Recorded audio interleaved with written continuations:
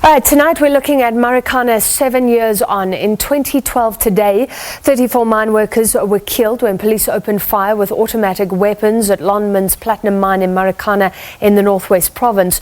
The workers had gathered during a strike demanding a minimum salary of 12,500 Rand a month. When the tragic events at Marikana are remembered this day 7 years ago, the deaths of 34 miners are often the focus, but 10 people, including two policemen and two Lonmin security guards were killed the previous week, also leaving behind loved ones. Shortly we'll be joined by the widow of warrant officer Sello Lepaaku, Petunia Lepaaku, and also the Marikana Youth Development representing young people in the Marikana area now, about 40% of whom, by the way, are unemployed. We're joined by the founder, Raserole Mashamaite. Raserole, you're on the line. Thank you for being with us. Tell us about the founding of the organization. It sounds like there was a lot of unhappiness about who was being hired and who wasn't by mines generally. Hi, how are you? Thanks for inviting us to your show. Raserole, tell me about the Marikana Youth Development. Why did you found it? What were the issues? The reason that we have ended up registering an organization such as Marikana Youth Development Organization, it is because during 2012, after Marikana massacre, after the incident, remember the youth, particularly youth, the unemployed youth, were supporting the strike because they had hopes that after the strike they will benefit, they will get jobs. But after that, nobody attended them. That's the reason why we end up registering this organization, trying to find help from the mining companies. But unfortunately, nobody was willing to help the youth. What is the situation of young people today in that area? Just tell us the struggles. I would say we can say, I heard you saying 40%, but I will disagree. It's more than that. More than 40% of unemployed youth, and particularly women, young women are not employed here, are being used by the mine workers. Because we thought the mine workers will be helping these guys to find jobs. But I'll just go straight to our struggle as the youth. Here in Marikana, we have Lonmin, but it's no more Lonmin Sibanye. Now, we appreciate that Sibanye had to come in because we hope Sibanye will help us. We don't have trust anymore with Lonmin guys. And we are also hoping that Sibanye will get rid of the corrupt management who is not enforcing the right procedure for recruitment. Have you approached Sibanye yet, or are you hoping this is something that will happen in future? No, I think Sibanye will change things because we really rely on them. But with the previous management of Lonmin, if they're still going to continue with them, we are going to face the same struggle because they are not considering the local youth. Basically what they are doing, they prefer people outside because they have money more than the unemployed youth here in Marikana.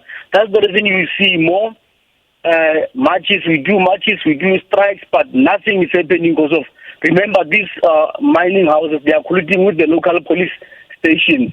So the minute you try to fight them using your constitutional rights such as picketing, march, and then before end of the day that time, the police will knock at your door. All right, please stay with us on the line. Also, Petunia Lepaaku, the widow of warrant officer Sello Lepaaku. He was killed on August the 13th. Petunia, remind us of the situation he was sent into and what happened that day. On that day, the 13th of August, that was the first day when my husband resumed duty from a leave. Then I think in the afternoons, that was the time when I had strange phone calls from my kids that I think there is something that is happening at home, but I didn't know what. And when I come back home, I couldn't find my husband on the line until in the evening when I found out that my husband is being killed in Marikana. Do you know who the perpetrators were? Unfortunately, after 7 years, I still don't know who killed my husband. I only know that my husband was killed during this mining strike in Rustenburg, but I can't say who killed my husband even today. We have heard that 8 people have been charged. That wasn't for what happened on the 16th of August, but for the deaths of 3 striking workers and for 2 police officers. Have you been informed that anyone has ever been charged for the murder of your husband? No, not at the moment. Still now, I can hear that people have been charged. I didn't see those people. I haven't heard anything about those people. I'm still in the dark till now. Who do you blame? Petunia, the striking mine workers, SAPS? Was your husband sent into a difficult situation, the mine itself? At the moment, I can't say who I can blame, because I don't know what happened on that fatal day. I wish I can say I blame this, but at this present moment, I'm blaming our government, because our government keep on separating us as the widows with the numbers, with the days. Why can't we all be the widows, or why can't we all be the victims of the massacre that happened at Marikana? I can't blame anybody now, because I don't know who killed my husband, but I can blame the government, because our government is not showing any remorse on us. They are only concentrating on the 34 miners, of which they make us not to feel the same. I don't know who to blame, but I know that I can blame the government at the present moment, because they are not doing anything for us. They are only separating us. Okay, so the commemorations often around the 34 striking workers who were killed. Has there ever been any sort of remembrance for your husband and for the other police officer killed? Not that I know of. There has never been a recurring remembrance, just like the one that was happening today. I don't know why. I don't know why are we separated from what happened today. If this can be remembered for the coming 6 years, why aren't we be part of whatever is happening? If we are not part of whatever is happening, why? Yeah. Please stay with us. We return to Raserole, founder of the Marikana Youth Development. What did today mean for you, Raserole? Were you there? Were young people involved in the commemorations?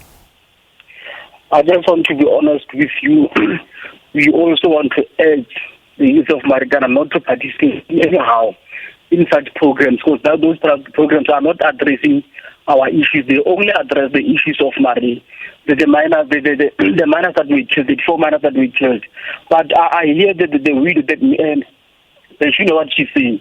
I fully agree with her, because of that commemoration. It only focuses on the 4 mine workers and where they affiliate. But if you can check, there were more people affected during that time, but they're not being considered. I'll just make an example. I think those who were arrested, they were compensated, I think last year around December. What about the community members, the youth, that they were also arrested pertaining to the same issue? They were not compensated. No one is speaking on behalf of them. And this issue of saying the president mustn't come to Marikana because of he must go to apologize. We as youth, we need the president. We need the president to come here to attend our issues. We are not, we don't affiliate to any union. The youth is unemployed. Therefore, there is no a union that can speak on behalf of the unemployed people. So DMR and Department of Labor must intervene to resolve this matter. The union must only deal with the issues of the mine workers, not with the communities. And then the other thing, they only count 34 mine workers. I think they were compensated. What about the wife of the security guards who were killed. Nobody's talking about them. Yeah. So this issue, it must be looked into. We shouldn't politicize the issue. Here in Marikana, it's being politicized.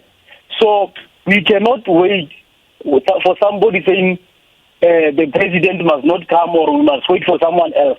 We are saying President Cyril Ramaphosa must come. Here in Marikana, we are waiting for him. He must address us in Marikana. He must get our concern here in Marikana so that he can take this issue straight to his office and deal with them. Because now Sibani just came in. We are still going to suffer the same thing that we have suffered under Lonmin because of President won't come. Even if President doesn't want to come to Marikana, but he must meet us halfway, or he must send the cabinet. The ministers must come and meet us halfway. They must hear what we want.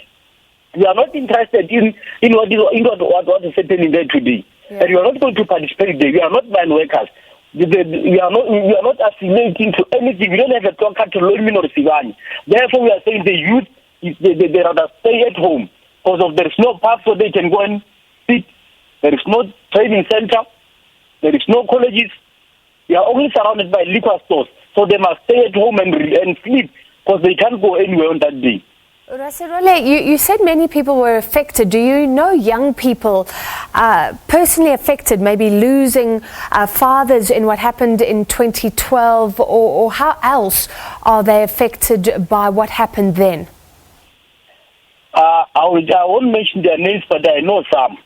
And we even engage with them. We are trying to help them. We are also fighting with the other mining companies to employ this because Lonmin is not considering them.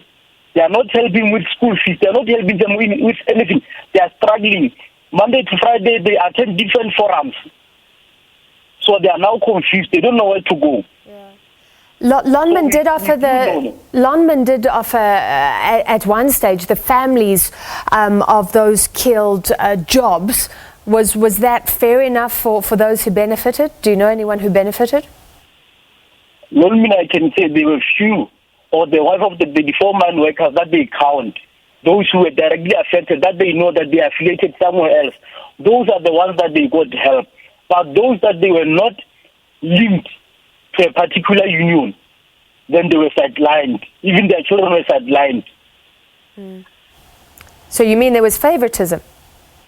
Yeah, there was a favoritism to this matter because if ever there was transparency, they could have asked everyone that was affected to come and submit whatever document that they needed to prove that whether their father or uncle, whoever that was related to that person was affected, they could have helped them. Okay. We've never seen even the management of Lonmin coming to communities, asking or checking whether youth, what do you need. We have submitted memorandums, we have submitted letters, petition, asking Lonmin to come and assist youth here. But basically we have some few individuals who are not willing to assist. Therefore, we cannot say Lonmin is corrupt. Whereas there are few people that they must be dealing with the issues of communities. I'll make an example. There's this tendency of mining houses. They will go to somewhere far away from where the mining company is. For example, they will just maybe hire somebody from Lesotho or somebody from Limpopo to come and deal with the issues of community in Marikana. Somebody who's not related to that area. They are saying you must deal with the issue of community. That's where the problem starts. Mm. Is it based on experience? Do they have mine working experience? I won't say they check the mining experience because, for example, there is an office where there is an SLP coordinator, there is a CLO. You can get a CLO within community company, but you get a CLO here in Marikana. It doesn't stay in Marikana. It's never stayed in Marikana. It's staying in Limpopo or somewhere far from where we are staying, but it's dealing with the issue of communities. How? All right, Petunia, let me come back to you. Just tell us how you're coping financially 7 years on, if you can. Honestly, financially, I am coping with my husband's pension fund. I'm also working at a private clinic, but as I was promised 7 years ago that the South African Police Service will take care of my kids when they want to go to school. But even today, none of them, that has happened.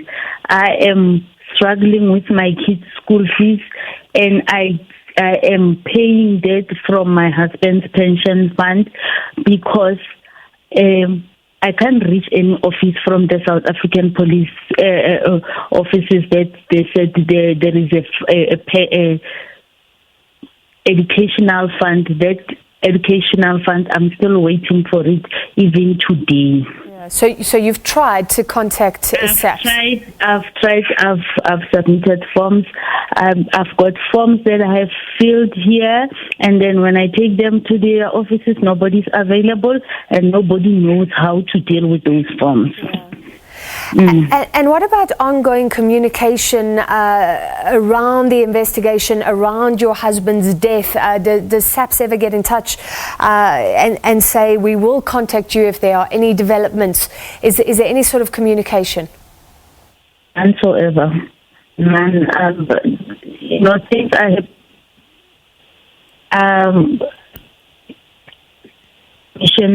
I never had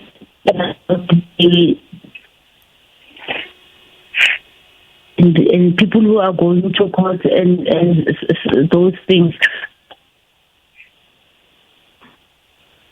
I can hear you're upset. Let me just end with this question, Petunia.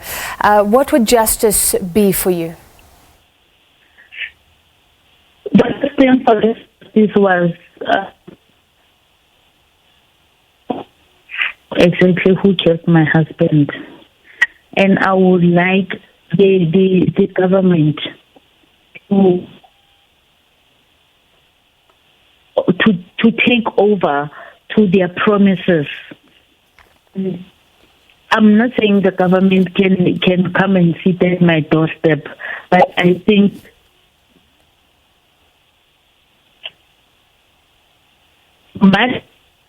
all right. I think we're losing the line there, but thank you both for joining us this evening. That was the widow of Warrant Officer Sello Lepaaku, Petunia Lepaaku. We were also joined by Raserole Mashamaite, founder of the Marikana Youth Development, saying young people in that area are still largely unemployed and forgotten.